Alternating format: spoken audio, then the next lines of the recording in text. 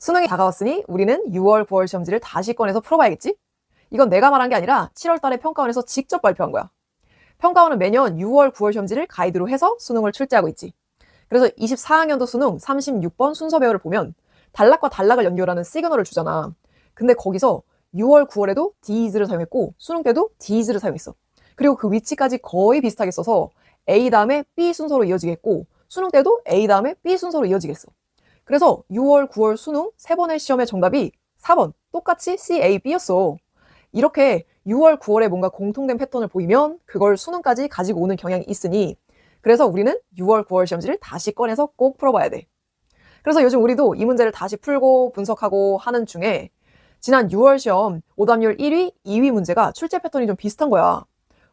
그래서 9월 시험지도 다시 분석을 해보니 23번, 34번에서 비슷한 패턴이 또 보여서 이걸 꼭 여러분한테도 알려주고 싶었어.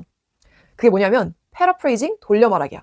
이미 들어본 학생도 있을 거고 처음 듣는 학생도 있을 텐데 사실 평가원은 상평 때부터 이걸 진짜 오래 썼어. 특히 빈칸 문제에서. 그래서 이번에도 6월, 9월에 뭔가 공통되게 이 모습을 보이니까 꼭 알아둬야 될 것 같아. 패러프레이징이 뭐냐면 몇 가지 연습을 해볼게. 예를 들어 스트레스를 패러프레이징하면 마음의 감기, 책을 패러프레이징하면 세상을 경험하는 간접적 방식, 약간 어떤 건지 알겠어? 돌려 말하라는 거야. 그럼 만약에 지문 속에 이 패러프레이징이 나온다면 어떤 식으로 나오냐면 예를 들어볼게. 이런 지문이 있다고 생각해봐. 첫 번째 문장, 잠은 정신건강에 좋다. 두 번째 문장, 잠은 신체 회복을 도와준다. 세 번째 문장, 잠은 일상을 잘 유지할 수 있도록 도와준다. 그리고 보기, 잠의 중요성. 당연히 정답이지. 이런 건 아마 고1 정도에서 나오겠지? 그리고 아마 출제 정답률이 한 80%까지 올라가지 않을까?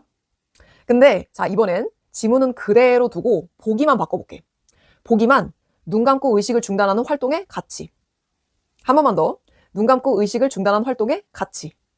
어때? 아까랑 좀 달라? 뭔가 우리가 지문을 다 기억하고 알고 키워드도 잡았잖아.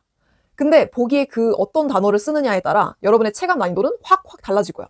그걸 대표적으로 보여주는 사례가 이번 오답률 2위 제목 문제였어. 여러분 그 문제 다시 보면 42번 문제였는데 키워드 잡기가 진짜 어렵지가 않았다? 키워드가 되게 쉽게 비교적 잘 보였어. 그리고 문제를 풀려고 봤는데 그 키워드가 없는 거야. 돌려 말한 거지. 그래서 학생들이 엄청 당황해서 막 이것저것 방황하다가 결국 그게 오답률 2위가 된 거야. 이게 수능에도 똑같이 그럴 수 있어.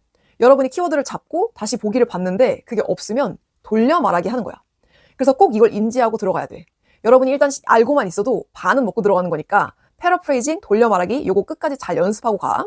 그래서 지금부터 6월, 9월에 패러프레이징을 어떻게 썼는지 한번 직접